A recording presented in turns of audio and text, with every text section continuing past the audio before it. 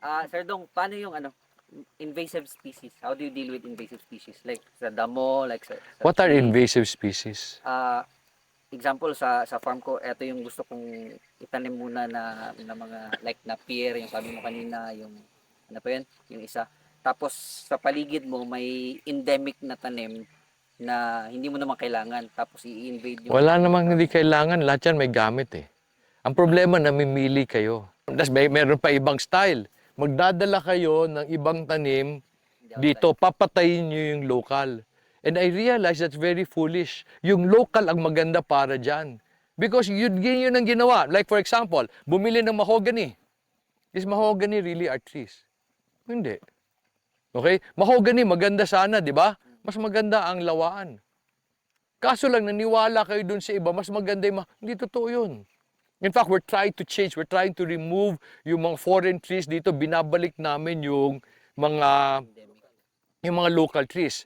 Okay, ito almasiga. Okay, nasa likod na yan, almasiga. Okay? Almasiga is a forest tree. Bakit? Ang mahogany, 20 years. 20 years din naman yan ah. Mas bagay pa dito. So what's endemic? Anong pangit? Kaya ikaw lang naman nag-decide na ayaw mo siya eh. Kami, kung ano yung local, yun ang gagamitin namin. Kasi yun ang ginawa ni God. Okay? So tayo, as farmers, we're trying to control the garden. Instead, natanungin mo kay God, Lord, paano mo dinesign? Sabihin mo kay God, Lord, ako magdi-design ha. Sundin mo lang ako. Di ba? I-bless mo ako. So what's endemic? Sabihin mo pa, meron mga peste dyan. Alam ba nyo bakit dumadami yung peste? Kasi walang kakain sa kanya eh. Pero all these pests are necessary. They're part of nature. I see. Di ba? So, we want to take control. Do you understand the original sin? Ang tanong ko, why did Adam and Eve eat of the fruit? Bakit? Ha? Why did they eat? What made them eat of the fruit? Ha? Ganun ba? Akala nyo, they ate of the tree because ang sarap eh. Di ba? They desired. No. You have to understand. In Genesis, sabi doon, that God planted the garden and then sabi niya, two trees were identified. Tree of the knowledge of good and evil, tree of life. Were they special? Were they different from other trees? Sabi, they were in the middle of the garden, in the midst. Parang, you look at that forest, two trees were identified. Two trees, ito, tree of the knowledge of good and evil, and tree of the knowledge of life. They were like other trees. Meaning, may ibang puno na katulad sa kanya. Wala namang sinabi that a special species. They were trees. Naintindihan niyo ako? They were trees. Now, what made it attractive? It was not of the fruit because there were other trees that was the same. Had the same fruit. Kaso sabi ni Satan, if you eat, you will be like God, knowing good and evil. Anong knowing good? Now, who was God in the garden? Who was he? The gardener, the creator, the owner. The owner. He was the owner. Kala niya, pagkakain sila, they will become now the owner. Now, they can decide what is good and evil. Di ba? Hindi naman, the fruit was just a representation of, I will be like God. Knowing good and evil. Sila nang magiging may-ari. It was not the fruit. It was what the fruit symbolized. Anong knowing good and evil? Ako magdi-decide. I decide what is good and what is evil. So ganun tayo. The reason why we get into trouble, we don't ask God, how did you design it? Susunod ako. Karamihan sa atin, Lord, ito gusto ko ha. Okay, Lord, ito gusto ko. Like marami nagtanim dito, falcata, kasi daw sa Butuan at saka sa Agusan, maganda falcata. Sumunod naman kami. Hindi mapaganda falcata dito. Okay, doon sa inyo maganda, hindi sa amin. Kasi we're trying to control eh. So ako, ang style namin ng biodiversity, how did God create it in the past? Ibabalik lang namin siya. And so ngayon, God has blessed us. You understand? I see. So, ulitin ko, anong component ng biodiversified farm?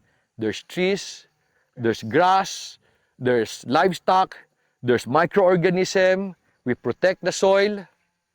So, ganun kami. Ano pa yung tanong? Pwede ba, Sir Dong, yung fruit trees itanim?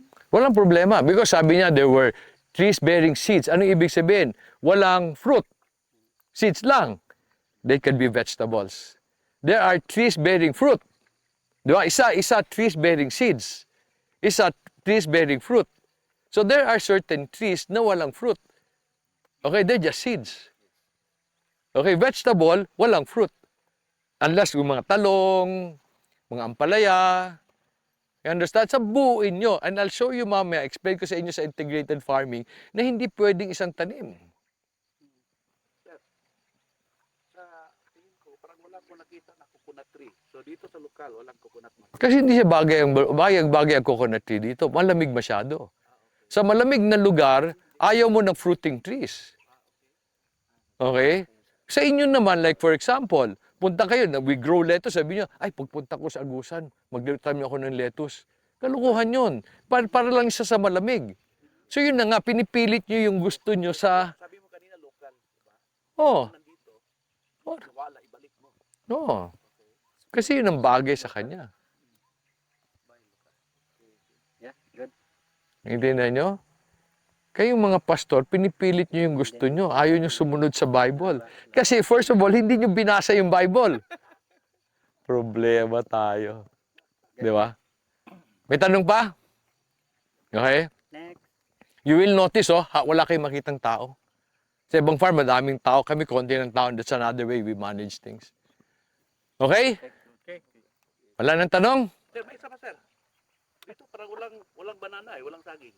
Meron kami saging. Meron kayo. Pero hindi lang namin siya pinapadami. Okay? Kasi hindi siya yung main product namin. Okay.